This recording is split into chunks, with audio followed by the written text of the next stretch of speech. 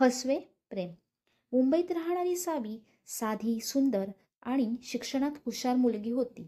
तिच्या स्वप्नामध्ये तिच्या आयुष्याचा जोडीदार खूप प्रेमळ, खरा आणि कधीही तिचा विश्वासघात न करणारा असावा, असं होतं. ती तिच्या कॉलेजच्या दिवसात आरव नावाच्या मुलाला भेटली. आरव दिसायला देखणा आणि गोड बोलणारा होता. त्याच्या बोलण्यात सावीला आपुलकी वाटत होती आणि हळूहळू ती त्याच्या प्रेमात पडली.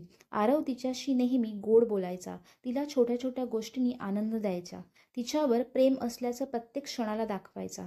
सावीही त्याच्यावर पूर्ण विश्वास ठेवू लागली.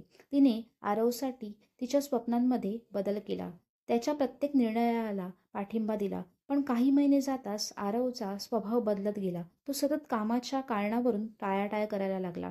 सावीला त्याचं असं वागणं कळेना. एक दिवस तिने त्याला सरळ विचारलं, पण आरव टाळण्याचा प्रयत्न करू लागला. अखेरीस सावीला कळलं की आरव तिला फसवत आहे. तो तिच्या विश्वासाचा गैरफायदा घेत होता आणि दुसऱ्या मुलीशीही संबंध ठेवत होता. हे ऐकून सावीचं मन अगदी तुटलं. तिने आरवसोबतच्या सगळ्या आठवणी, स्वप्न आणि विश्वासाचं मोकळं आभाळ एका क्षणात कोसळताना पाहिलं. सावीला खूप दुःख झाले, पण तिने हार मानली नाही. ती स्वतःला सावरण्याचा प्रयत्न करू लागली. तिने आपल्या अभ्यासावर लक्ष केंद्रित केले आणि स्वतःचं आयुष्य पुन्हा उभं करण्याचा निर्णय घेतला.